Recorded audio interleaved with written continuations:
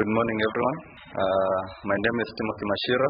I'm a senior manager in the Deloitte East Africa Financial Institution Services team, a fellow of the Faculty and Institute of Actuaries. It's a pleasure to be here and looking forward to the presentation that you're going to have. And it's also my pleasure to be here with my colleague Takalani.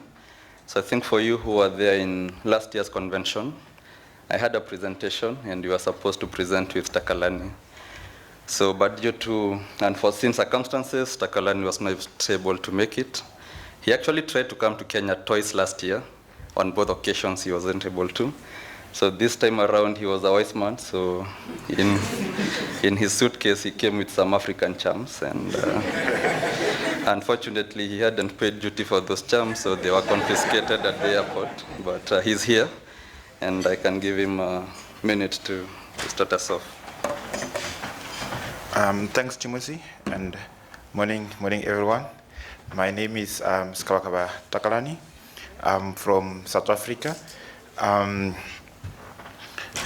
eventually came last year in Kenya for my first time, but the other time there was a strike with the pilots. I was not able to, but I had to slaughter a goat.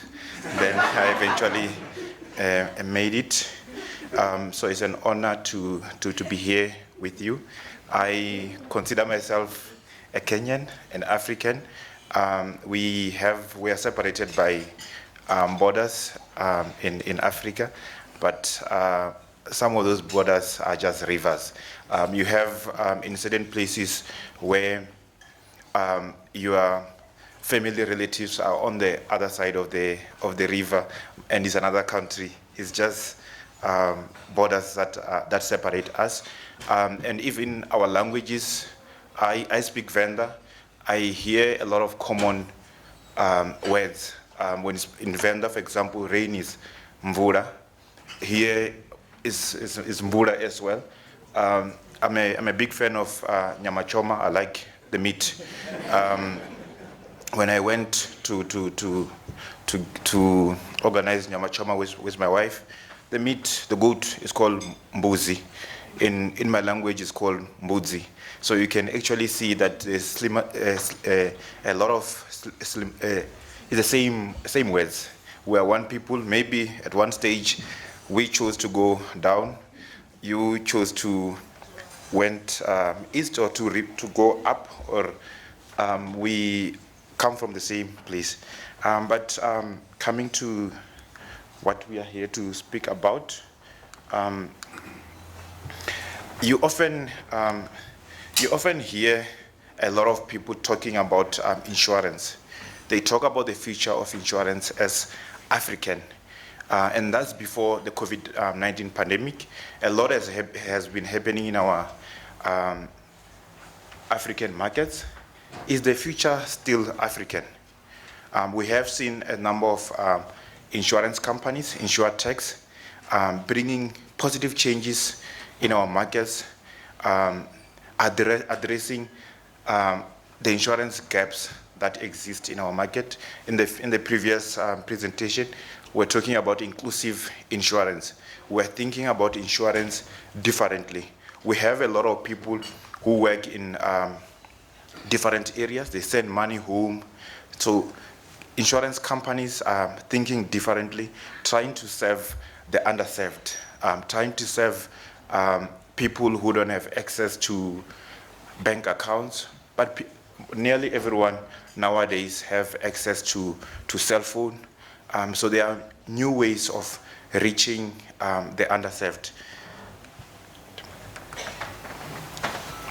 Yeah, and as Takalani was saying, so in our presentation, we are going to look at what are these opportunities that you are seeing from an African market that then drives the expectation that the future is still African, that the opportunities that the African continent portrays will still, we have the opportunity to use those opportunities to unlock the potential insurance market in the continent.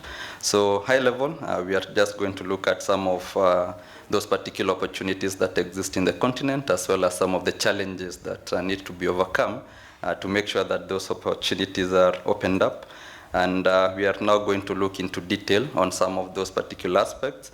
So looking at what is expected to happen at an economic growth perspective for the African continent.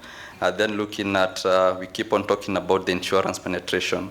So is this a challenge? Is it an opportunity? And what are the possible drivers that can be used to sort of unlock that insurance penetration issue? So we are also going to look at the demographics of the continent. So we have a very dynamic population, and that is also another key driver. Then we'll look at what is happening from a technological and digital transformation.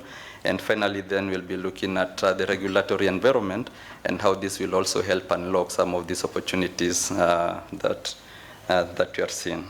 So maybe just, Takalani, maybe you can take it off and look at some of those attractive opportunities that you are seeing. Yes, if you talk about Africa, people talk about our continent in terms of what is attractive. The GDP growth is one of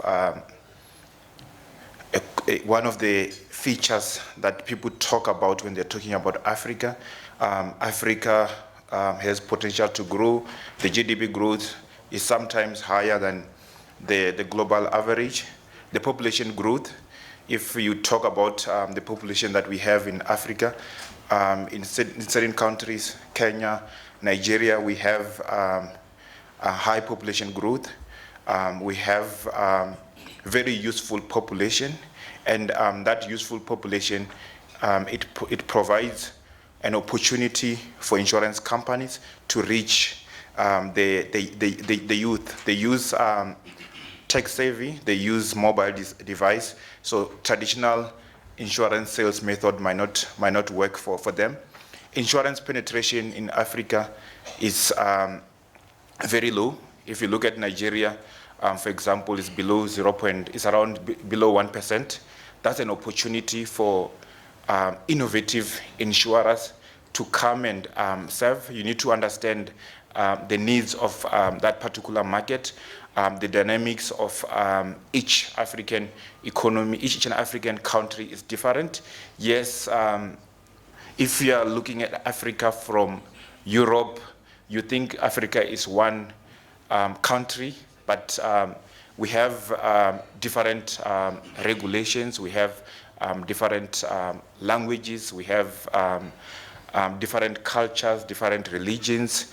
We have a number of ways of doing things. If you are looking at, for example, funeral insurance, it's a very common insurance, but how we do funerals is very different. In Ghana, for example, when somebody passes away, they can be buried next year. Where I come from, if somebody passes away today, they can be buried on Saturday, depending on availability of resources. So there's a lot of cultural practices. So when you're designing a product in Africa, it's not a matter of just taking a product from Nigeria, product from Ghana, product from South Africa, and you put it here. You need to understand the type of product the type of market that you are saving. So innovative insurers, they're taking time to understand the needs, to understand how things work in a particular country. You talk about regulatory landscape. Yes, we have different regulation, but what we have seen is that Africa, the regulations are starting to align with the rest of developed world. You talk about risk-based capital regime. Everybody has been implementing IFRS 17. We are implementing IFRS 17 at the same time the global world is implementing IFRS 17. We are not taking the lessons from Europe. Europe is also taking the lessons from Africa as we're implementing. We are bringing our heads together. Usually, we as Africans, Europe start by implementing, then we take their lessons, we come and tweak it, but now we are tweaking it together with the rest of the global market. Yeah, but it's not all rosy. So there are still challenges that need to be overcome. And we'll be looking at some of these challenges in more detail. But if you look at our first point there on GDP growth, so it's an attractive opportunity on one end, but it's also a key challenge on the other end. So if you look at the African GDP growth, we'll look at this in detail, but it's sort of starting to slow down. And it's slowing down due to a mixture of different issues. You have the ongoing crisis in different parts of the world. You have some global macroeconomic shocks, including high-level inflation in most jurisdictions. So the level of GDP growth is slowing, and that sort of portends a challenge to the increase in insurance penetration in most countries. There's also the issue of debt. I don't think, especially given that you are in Kenya, I need to give any more detail on debt. But what we are seeing is a lot of government revenues going towards paying debt. We have a lot of dollar-denominated debts coming into play, and we have countries struggling to sort of service that debt. So that also portends quite a big challenge in terms of then the ability of the citizenry to sort of afford these products. We also have the issue of interest rates, and I think this is also tied to the global macroeconomic shocks we are seeing. So inflation is going up, central banks are raising interest rates, and this sort of restricts the ability of citizens to purchase insurance products. And I think one of the other ones which also talks to the issue of GDP growth is energy availability. I was actually having a very interesting discussion with Takalani. So he was asking me, why do you have an abnormal power supply system? So I was asking him, what do you mean? Why don't you have power losses? I'm like, that's not abnormal. So they have a lot of load shedding issues and energy unavailability. And this is not only restricted to, let's say, South Africa. So I think we have other countries like Nigeria where the energy needs are not being met.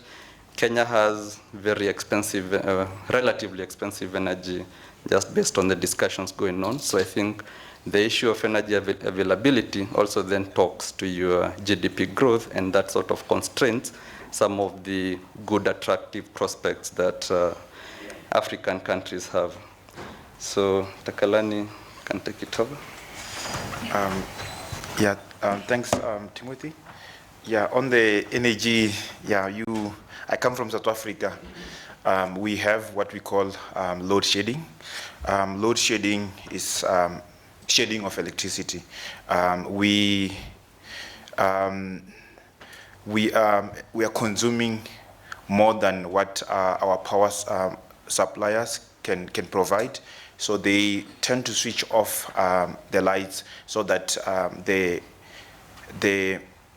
electricity will be available.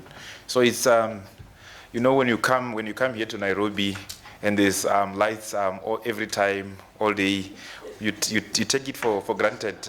In South Africa, it's a challenge, and as Timothy said, it's a challenge that affects GDP. If you look at GDP of Africa, especially sub-Saharan Africa, is expected to decline to 3.2% by the end of this year, and that 3.2% is still a positive increase, but we are expected to increase in 2024 to around 3.9%. That's still very relatively high compared to established markets that are growing at around 2.9%. So Africa provides opportunities for investors to come. We have challenges. If you look at Kenya, for example, the GDP slowed down to around 4.8% in 2022. It's expected to from 7.5% in 2021, and we were hit hard by the drought. You look at the rains that have been raining when we were here. Yes, we do welcome the rain, but the rain that we have been seeing in a number of African countries, it has been excessive rains. So we are affected by climate changes. You hear people now talking about ESG at post-IFRA 17. People who are moving to ESG. If you look at South Africa is forecasted to grow to less than 1% in 2014. We have been experiencing a number of challenges. Our economy depends hugely on the mining sector. So without electricity, there's no work in the mining sector. So there's load shedding. Africa we're part of the global economy. I've never been to Ukraine. I've never been to Russia. Most of us, I believe, we have never been. But the war in Ukraine and Russia, it affects us. We have what we call imported inflation because of oil and gas, and that imported inflation it increases inflation that we have. Also, interest rate has been increasing. And this is impacting the people on the street. A lot of African currencies, the rand has depreciated against the dollar. You go to Nigeria, people are talking about the weakening of the naira. Here in Kenya, the shilling, similar story. It has depreciated. Nigeria is the biggest economy in Africa. Nigeria is usually dependent on the oil and gas sector. During COVID, a lot of people were working from home with restrictions, so it was very hit hard because of the demand.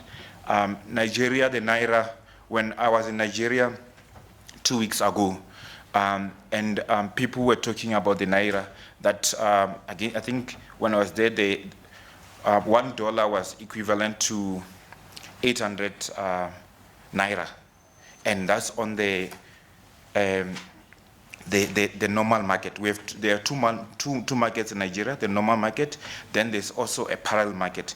On the parallel market, where people do the exchange, because there shortage of dollars in the normal market, the exchange rate was $1 is equal to 1,200 nairas, and the guys were saying that it's increasing by 100 naira each and every day. So you can imagine the challenges that Nigeria is facing, and those challenges. You go to Ghana, the CD as well is experiencing those challenges.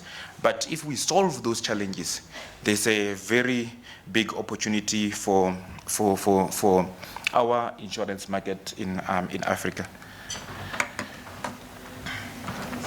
Yeah, so I think I had also touched on the insurance penetration ratio, so looking at the proportion of your premiums to the GDP. So if you look at Africa, it has the lowest insurance penetration ratio in the world. So it's only South Africa and Namibia which are above the global average.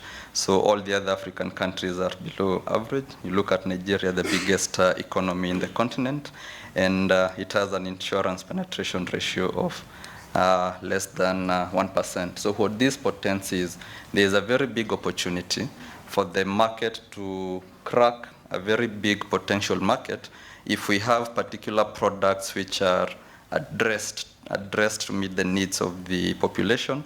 And one of the key things then is, how do we sort of make sure that we have products or carriers that meet this particular uninsured population?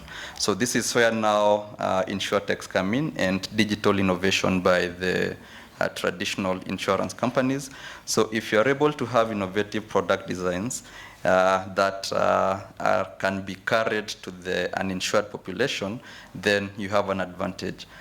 We've seen quite a number of players in the regional market come up with solutions whereby it can either be an insurtech solution, it can be a solution by, let's say, an established insurance company, but then the solutions are aimed at meeting particular segments of the market. So I think we've seen design features in particular funeral products in the Ghanaian market as an example. We've also seen Kenyan insurance companies trying to leverage on digital platforms so that they can sort of sell their products to an increasingly tech-savvy and digital-savvy population. And we've also seen insurtech companies coming up with especially health and other short-term products that are targeted at low-income populations. So now the key consideration is, how do we ensure that we are meeting a population which is tech-savvy, but maybe from an income perspective, the income is also not very high. So then the insurance companies with partnerships with insurtechs and also, I would say, products developed within the insurance companies can be able to sort of address the insurance penetration ratio, because then there's a very big potential market here which can be accessed if we have the solutions that we are looking at. We've also seen other insurtechs, the examples of Pula, where you focus on a particular segment of the economy and then offering solutions which are very targeted. And then in that case, you pretty much offer a solution to an uninsured population and also pretty much in the process make money. So looking at the population, which is also another big plus for Africa, we have a very young population, and the population is also growing. So interestingly, projections are by 2050, out of the top 15 countries with the largest population, 6 will be in Africa. So the likes of Egypt, Nigeria, DRC. So then you have a very young population and a very big population which needs to be insured. And I think, like we talked on the GDP is increasing, so people's disposable incomes are increasing, and you need products to sort of protect their wealth, protect their lives, and then this talks then to, we have a very big population here, and we can target this population by ensuring that we are offering products, or we have carriers of our products that are accessible to this population. So we have a very tech-savvy population. I think Africa has the youngest population in the globe. 70% of the population is below the age of 30. Actually, I was just reflecting the other day. In our office, in my team, in our actuarial team, we have a relatively big team of maybe 20 people, and I'm the oldest in that team. So it's a bit of a scary thought. I like to think of myself as being young, but and it hit me, I'm actually an old fossil in this whole thing. So that just talks to the population dynamics that we are seeing in the continent. And then as insurers and as actuaries, we need to ensure that the solutions we are coming up with are targeted at these people. Don't want to come up with a product which is, I've been selling insurance to the formal sector guys, then you have a population here which is pretty much based on the gig economy. Then how can we ensure that our products are talking to the population dynamics that you are seeing in these different countries? So it's ensuring that we have the digital platforms, and it's ensuring that we have carriers, or we have partnerships with carriers that then can target these particular portions of the society quite well. So I think on digital and technology transformation, Takalani will take us through. Thanks, Timothy. Yes, in Africa we have a very useful population. I also consider myself a youth or a young person, but when you see the people that you are starting to work with, you are realizing that you are a very an old person. Even at work, the younger generations are bringing new ways of working. We work mostly on Teams nowadays. We serve documents on Teams. You work together on Teams. Those are certain things that were not happening. Anthony is showing us that we are running out of time. So we have a very useful population. And interesting in Africa, if you look at banking penetration, only 45% of people have access to bank account. But if you look at access to cell phone, when I'm here in Kenya, I can call my parents, I can use WhatsApp, I can use Team. So cell phone population penetration has been growing. So it's an opportunity for innovative insurers who are going digital to serve this market using new channels, digital channels. We have seen a number of companies teaming up with cell phone or telecom communication providers. We have a number of companies, insurtechs that are digital. There's in South Africa, if I have to call an insurance company, you call and sometimes you hold for 5 minutes just listening to the voice. The youth, we don't want to waste a time listening to a voice. We want solution. Then there are innovative companies. Pineapple in South Africa, for example, it has gone digital from end to end. You can go and buy an insurance policy online. You can service your insurance policy online. You can claim online.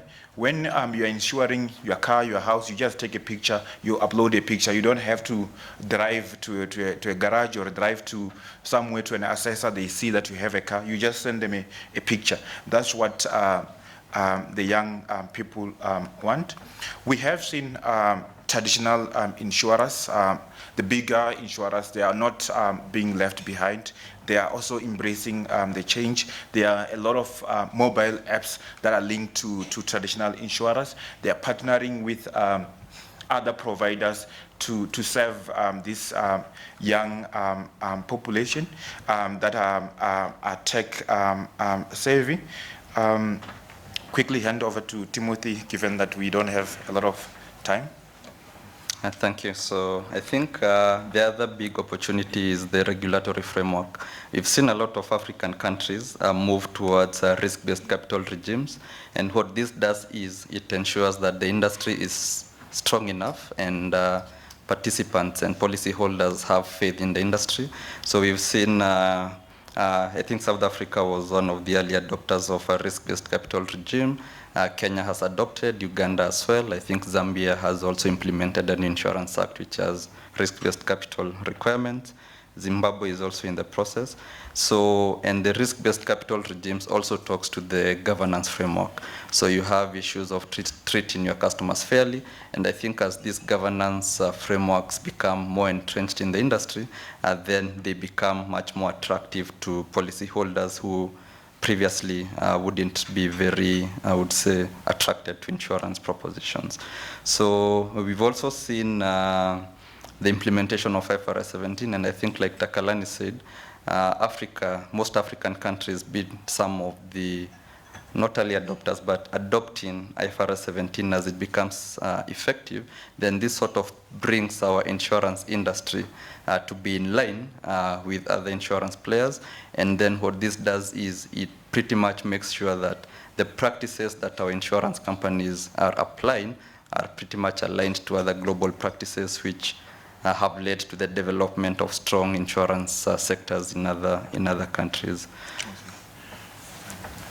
Yeah, we realize that we don't have a lot of time left, and in terms of concluding, we're just summarizing what we're saying, and this is not it's a discussion. We understand, all of us understand Africa better. We understand our challenges. We understand the opportunities, and we have regulators here. There are a lot of compulsory products in a number of African markets that the regulators need to go and make sure that the take up of those, given that it's compulsory, they also need to come in and play in the regulatory development, IFRS 17, ESG space, minimum premiums, the group life market, we can all collaborate to drive the growth of insurance markets in Africa. So this is what we had for you. And now, if there are any questions, an opportunity for you to ask any questions. And if we can't, yes. Thank you very much. I think that was a very good presentation. There's always this, maybe this is a comment. I don't know whether it's a question, but it's a comment. I think for people who are not economists, everybody always talk about this GDP as to measure our well-being. And if you look at, as economists, look at the GDP, the components of GDP, which is the consumption, which insurance companies basically revolves around consumption, isn't it? Because when you have the money, you go spend it. But there's a most important component of the GDP, which is the government spending, the G. All these other investment, export minus imports, these things are always going down. But when you quote this figure that the government is, or the GDP is growing all the time, what is literally growing in this question, as an economist, is the G. Everything else, consumption is going down. I'm very sure people out there, your consumption has gone down, isn't it? So if the insurance companies that we are all here trying to, still chase these wild blues, let us concentrate on the consumption of people. Maybe it's high time we think about how do you develop products that deals with this G, the government spending. Maybe how are the contracts that they get in poor contracts. How do we come up with insurance that saves them, then we make money of it? Because I strongly believe that if we keep on chasing the C, which is a concept we brought from developed country where the consumption is so high, people have lots of money, they can be able to spend it on insurance. But I'm very sure majority of people here, since as your consumption and you know what is happening in Africa, this is not a Kenyan problem, this is an African problem. All of us, the governments are more interested in debt, as you've said here, so to spend. So maybe that's a food for thought. We start thinking on how do we chase the money where the money is the government spending. Otherwise, if you continue stressing on the sea, which all of us here, we're all Africans, we are suffering because our sea is going down each year. Even yesterday you saw, still going down. Maybe that's a comment, food for thought for everyone. Thank you. Yeah, we will also take it as a comment. You spoke like a economist.